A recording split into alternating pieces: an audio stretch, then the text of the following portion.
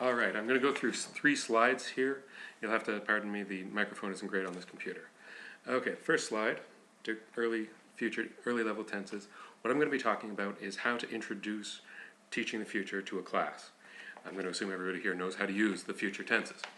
The first thing that you're going to have to do is that when you talk about the future tense, especially with will and be going to, you're going to be doing this at a level 1, an elementary level. The first thing that you're going to have to do is you always start with a review. You always check what knowledge they have to bring to the classroom. The knowledge that you're going to be seeking when you do your introduction is you're going to be looking for, as it says at the top, SVO, subject, verb, object, verb be, and auxiliary verbs. You have to make sure that they have that knowledge present with them. SVO, subject, verb, object. I like baklava, not baklava like I, as in some other languages. Verb be, I am, you are, he is, she is, we are, they are. Auxiliary verbs. Auxiliary verbs they've already been introduced to. They know do, they know does, and they know verb be. The present simple with verb be, that's the first section in there. There. That's going to be I am a Gemini, am I a Gemini, I am not a Gemini. Okay, what does verb be do there? It does 2 things, is what an auxiliary verb does. 1, it sets the tense, or sets the form rather, and 2, it sets the mode. The mode for these 3, there is affirmative, I am a Gemini. Interrogative, am I a Gemini? And number 3, negative, I am not a Gemini. It does this by staying where it is as an auxiliary for the affirmative, inverting the affirmative for an interrogative, and taking on the negative particle to make it a negative. That's what a helper verb does, that's what an auxiliary verb does, however you want to call it. So they know that. So you start off by teaching them stuff they already know. They feel good, they feel confident. Okay, I know, I understand this.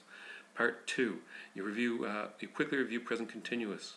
The reason that you quickly review present continuous is because, again, you've still got that verb be functioning as the auxiliary, and you have a gerund after that.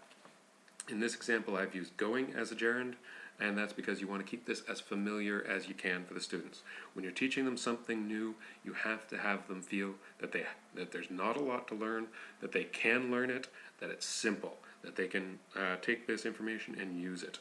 If you go around teaching future tense as something brave, new, under the sun, it's really daunting. So again, it's stuff they already know.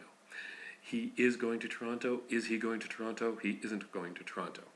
Again, the verb going to Toronto, the predicate, it stays where it is. It doesn't do anything. It's nothing. You don't have to worry about it. You're just inverting the auxiliary. He is he isn't. You're inverting the auxiliary, you're adding the negative particle.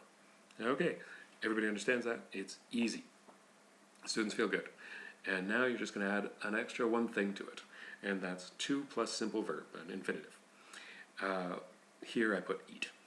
So, you are going to eat breakfast. Are you going to eat breakfast? You aren't going to eat breakfast. This is minimal new knowledge for the students. They can use it. They'll be thrilled. That's usually future with be going to is usually the first kind of future tense that they learn.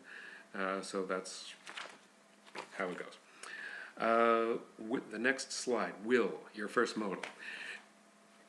Teaching the difference between will and be going to is frustrating for the students because they feel, okay, well, this is 2 ways to say the same thing. Why can't we learn something new? It seems like redundant knowledge. It's not. Crystal is going to be going into the details between the difference between will and be going to.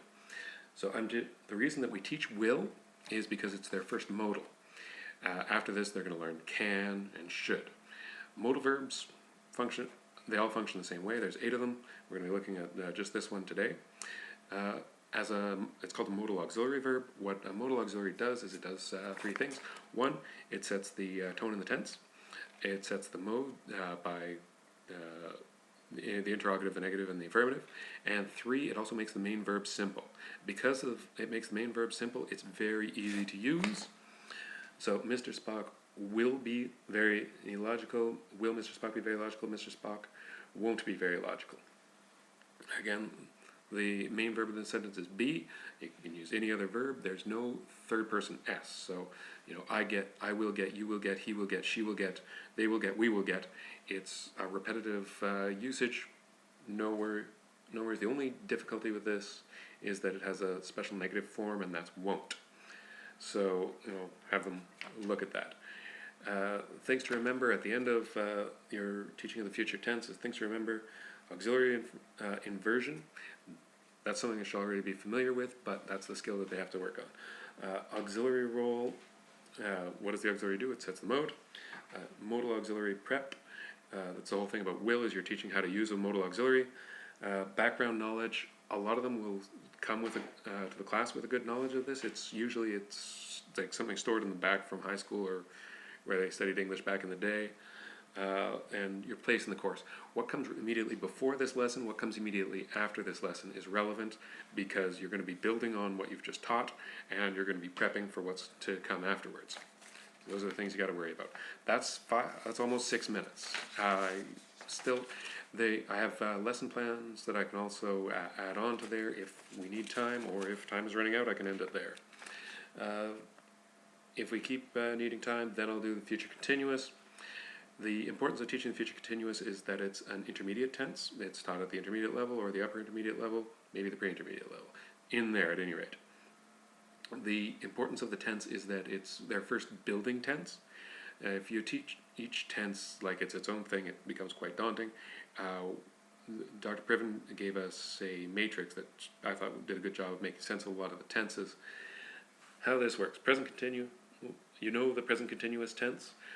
So you learn the continuous form, you review present continuous tense. Future with will and simple verb.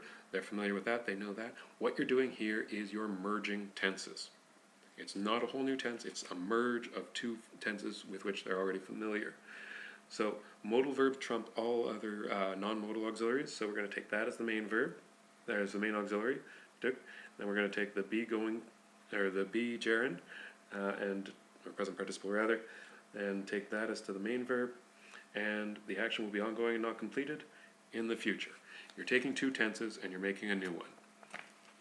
That teaching them how to do that is laying the groundwork for teaching them other things like the past perfect continuous or any other tense along those lines. There are some examples. I will be lying on the beach reading my book and drinking rum. I will be lying on the beach. Will I? Okay, so that's 7 minutes 30 seconds.